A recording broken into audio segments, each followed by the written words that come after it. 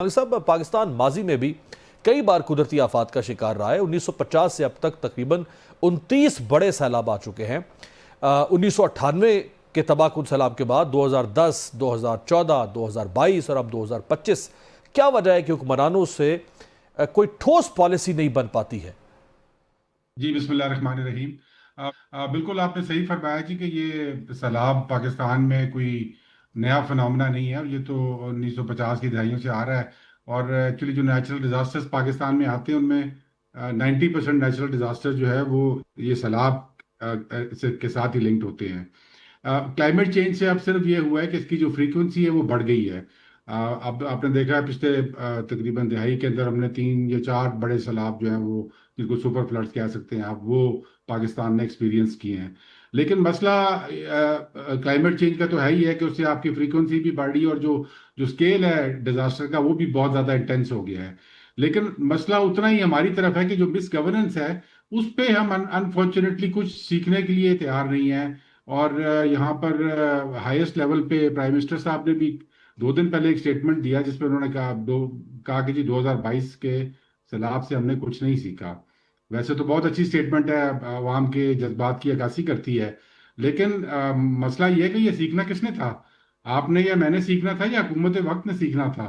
तो हुकूमत वक्त में तो वो 22 में भी वही थे, 23 में भी वही थे, और आज 24-25 आ गई और अब भी वही प्राइम मिनिस्टर हैं।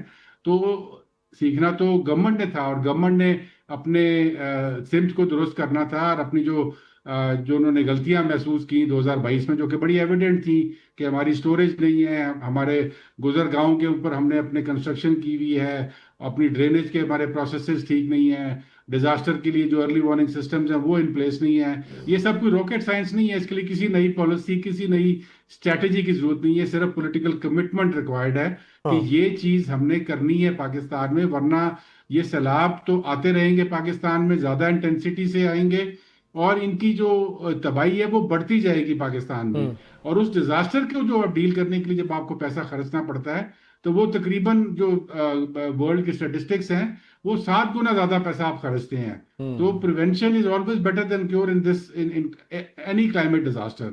और इस चीज इसके अंदर तो ये बड़ा एविडेंट है कि जब आप इंफ्रास्ट्रक्चर गलत जगह पे बना रहे सही। हैं और बार बार आप गलत जगह पे बना रहे हैं, अपने हाउसिंग को गलत जगह पे कर रहे हैं, जो दरिया का ये पेट ये है जो ये उससे गुजर फरमाएगा रहा मलिक है। साहब, ये फरमाएं कि सैलाब के बाद, बारिशों के बाद सड़कें तबाह होती हैं, पुल तबाह होते हैं, पानी और बिजली का निज़ाम तबाह होता है, उसकी बहाली पर अरबों रुपए खर्च होते हैं, जो लोग मरते हैं उनके लवाहिकीन को पैसा दिया जाता है, जख्मियों के इलाज पर पैसा खर्च होता है, जो फसलें तबाह होती हैं किसानों को अरबों रुपए की फैसिलिटी या उनको सब्सिडी दी जाती है।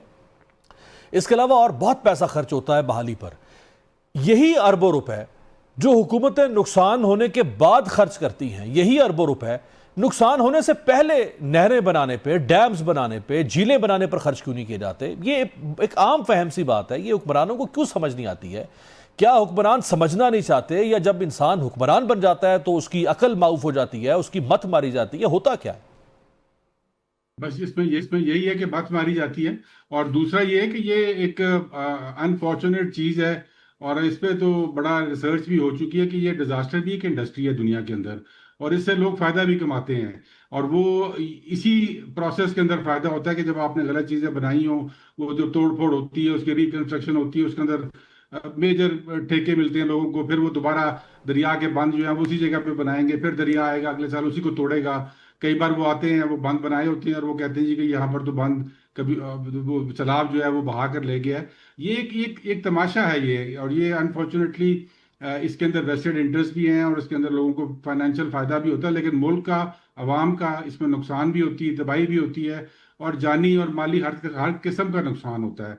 इस वक्त तो दुनिया के अंदर जो क्लाइमेट रिस्क है वो भी एक इंश्योरेंस जो है क्लाइमेट रिस्क की, वो एक बहुत बड़ी इंडस्ट्री बन चुकी है। और हमें उससे फायदा उठाना चाहिए था। मुझे याद है कि यहाँ पर हमने जर्मनी के साथ, जो कि इसके अंदर एक लीडर है, हमने एक एमओयू भी उस वक्त साइन हुआ था क्लाइमेट शील्ड के नाम से। उसका मकसद यही था कि अगर आपका कोई इंफ्रास्ट्रक्चर पुराना बना हुआ है, गलत जगह पे बना हुआ है, या माल मवेशी और जो क्रॉप्स का नुकसान होता है उसकी इंश्योरेंस पॉलिसी बन जाती है और उसको फिर री इंश्योर करते हैं बाहर पे इंटरनेशनल इंश्योरेंस कंपनीज। तो आप एक तरीके से कवर्ड होते हैं उस डिजास्टर की बहुत सारी जो कॉस्ट होती हैं उसके साथ। हमने उस तरफ भी जाना पसंद नहीं किया। हमने इस तरफ भी जाना पसंद नहीं किया कि हम इस पानी को, जो कि एक बहुत बड़ी जहमत बना हुआ है, इसको एक तरीके से रहमत बना लें और इसको स्टोर कर लें। हमारा स्टोरेज परसेंट इज जस्ट 9%। दुनिया के एवरेज इज अबाउट 40%। हमारे इस रीजन के एवरेज इज अबाउट 30%।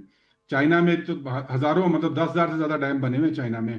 इंडिया के अंदर जो हमारा हमसाया है, उसके अंदर 1,500 डैम बने हुए हैं, जिससे वो रेगुलेट भी करते हैं और स्टोर भी करते हैं। और हमारा जो है वो 9% स्टोरेज है, उसके ऊपर हम, हमारी प्रायोरिटाइजेशन ही कोई नहीं है। और तीसरा ये है कि जी, अगर आपने चले स्टोरेज भी नहीं किया, आपने इंश्योरेंस भी नहीं की, तो आप कम से कम जो आपके फ्लड प्लेन मैनेजमेंट है उसको तो आप सही कर लें। जो आपके फ्लड के अंदर, जिस जिस एरिया में फ्लड आता है, हर साल आता है, उसकी मैनेजमेंट सही कर ले। उसके अंदर लोगों को सोसाइटियां बनाने की इजाजत ना दें, उसके अंदर लोगों को होटल इंडस्ट्री और टूरिज्म के इंफ्रास्ट्रक्चर बनाने की इजाजत ना दें।